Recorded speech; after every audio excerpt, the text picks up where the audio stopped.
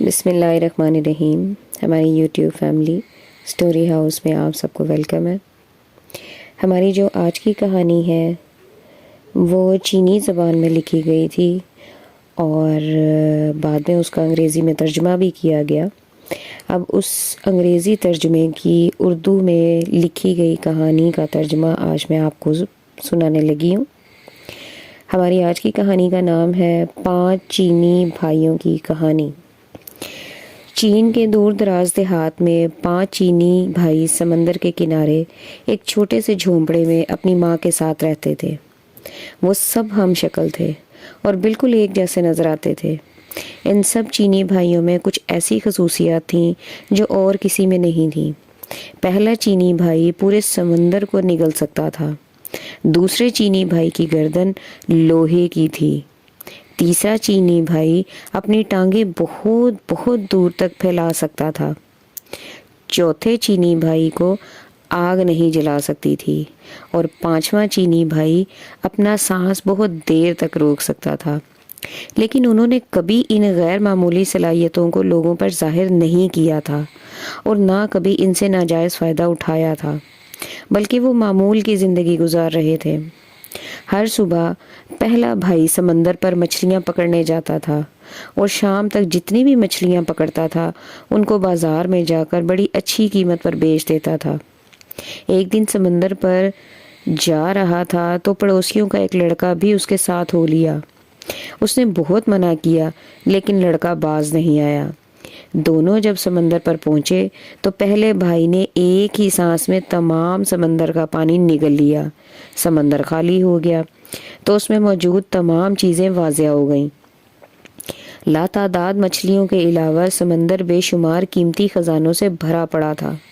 لڑکا یہ سب دیکھ کر دیوانہ ہو گیا اور وہ تیز دوڑا خزانہ سمیٹنے کے لیے. پہلے بھائی نے تو صرف اتنی ہی مچھلیاں پکڑیں جتنی وہ روز پکڑتا تھا. اس کے بعد وہ چاہتا تھا کہ سمندر کا پانی واپس سمندر میں ڈال دے. اس نے لڑکے کو آواز دی لیکن لڑکا کبھی ایک چیز اٹھاتا تو کبھی دوسری کی جانب لپکتا. اسے کچھ سنائی نہیں دے رہا تھا. ادھر پہلا بھائی اپنے منہ میں اتنا زیادہ پانی اٹھائے اٹھائے تنگ آ گیا تھا. بس بہت ہو گیا لڑکے، اب واپس آ جاؤ. اس نے پھر لڑکے کو آواز دی لیکن اس نے نہیں سنا. انتظار کر کر کے پہلا بھائی جب بے حال ہو گیا تو اس کی برداشت سے باہر ہو گیا اور اس نے وہ پانی سمندر میں اگل دیا. اس کے ساتھ وہ لڑکا بھی پانی میں غرق ہو گیا. پہلا بھائی جب اکیلا گاؤں واپس آیا تو گاؤں والوں نے اس سے لڑکے کے بارے میں پوچھا لیکن وہ کوئی جواب نہ دے سکا. گاؤں والے سب کچھ سمجھ گئے کہ اس نے لڑکے کو مار دیا ہے اور انہوں نے تھانے میں جا کر اس کی شکایت کر دی. سپاہی پہلے بھائی کو پکڑ کر عدالت میں لے گئی اور لڑکے کے قتل کے جرم میں اس کو سزائے موت سنا دی گئی. حضور والا، کیا میں آخری بار اپنی ماں سے ملنے جا سکتا ہوں؟ پہلے بھائی نے جج سے پوچھا.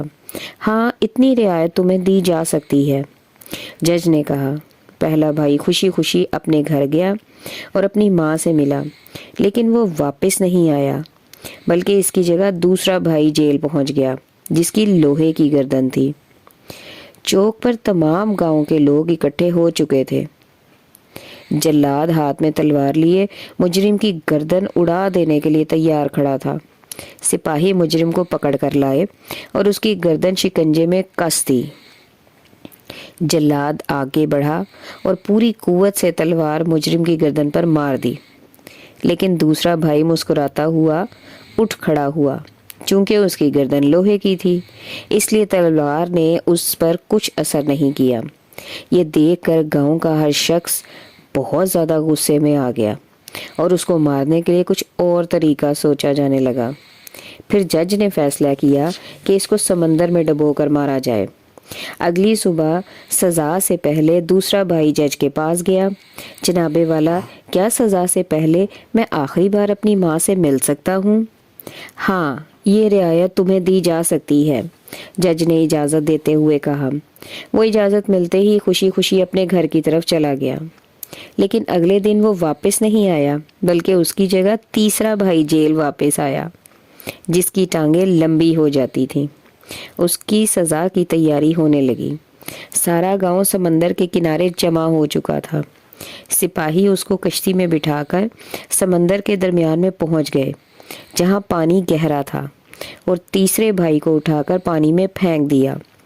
तीसरा भाई जब समंदर में गिरा तो उसकी टांगें लंबी होने लगी, लंबी लंबी और इतनी ज़्यादा लंबी हो गई कि समंदर की तह से जा लगी, और वह डूबने से बच गया। उसका मुस्कुराता हुआ चेहरा देखकर सिपाही और तमाम गांव वाले आग बबूला हो गए। इस बार उन्होंने फैसला किया कि मुजरिम को आग में जलाया जाएगा। अगली सुबह वो जज के पास गया। हजूरे वाला, क्या मैं आखिरी बार अपनी माँ से मिल सकता हूँ? हाँ, तुम्हें इतनी रियायत दी जा सकती है। जज ने ना चाहते हुए भी उसको इजाज़त दे दी।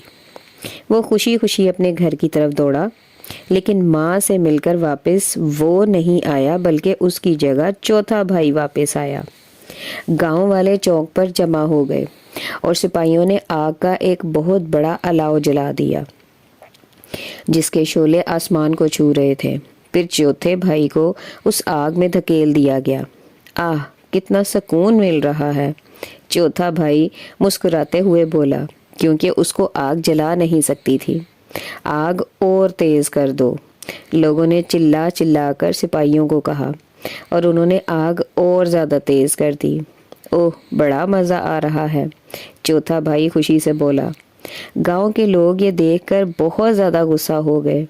फिर उन्होंने फैसला किया कि इसे बदबूदार जगह पर बंद कर दिया जाए, ताकि दम घुटने से मर जाए। अगली सुबह चौथा भाई जज के पास आया। हजूरे वाला, क्या आखिरी बार मैं अपनी माँ से मिलने जा सकता हूँ? हाँ, इतनी रियायत तुम्हें दी जा सकती है। जज भी इस बार गुस्से से बोला। इजाज़त मिलते ही चौथा भाई दौड़ा और अपने घर चला गया, लेकिन वो अपनी माँ से मिलकर वापस नहीं आया, बल्कि उसकी जगह उसका पांचवा भाई आया। सारा गांव चौक पर इकट्ठा हो चुका था। एक बंद कमरे में बेशुमार बदबूदार और जहरीली जड़ी बूटियां इकट्ठी करके जलाई गईं, और पांचवें भाई को उसमें फेंककर ताला लगा दिया गया। सारी रात तजस्सुस में गांव वाले बाहर बैठे रहे। सुबह को जब सिपाहियों ने इसकी लाश निकालने के लिए दरवाज़ा खोला, तो पांचवा भाई मुस्कुराता हुआ बाहर निकला, क्योंकि वो बहुत देर तक अपना सांस रोक सकता था, इसलिए बदबू से नहीं मरा। लोग ये देखकर हक्का बक्का रह गए। जज आगे बढ़ा और बोला, हमने तुम्हें हर मुमकिन तरीके से मारने की कोशिश की, लेकिन तुम हर बार बच गए। उसका मतलब है कि तुम बेगुनाह हो, लिहाजा तुम्हें इस जुर्म से बाइज्जत बरी किया जाता है। अब तुम आज़ाद हो। तमाम गांव वालों ने भी जज की इस बात से इत्तेफाक किया और उसका पीछा छोड़ दिया। वो खुशी खुशी अपने घर की तरफ दौड़ा, जहां उसकी माँ और चारों भाई उसका इंतज़ार कर रहे थे। अब उनकी बाकी की ज़िंदगी हंसी खुशी गुजरने लगी। ये थी हमारी आज की कहानी। उम्मीद करते हैं आपको पसंद आई होगी। हमारी अगली कहानी तक के लिए हमें इजाज़त दीजिए। हमें दुआओं में याद रखिएगा। चैनल को ज़रूर सब्सक्राइब कीजिएगा, बेल आइकन को भी प्रेस कीजिएगा, और कमेंट में ज़रूर बताइएगा कि आपको कहानी कैसी लगी। तब तक के लिए इजाज़त दीजिए। अल्लाह हाफ़िज़।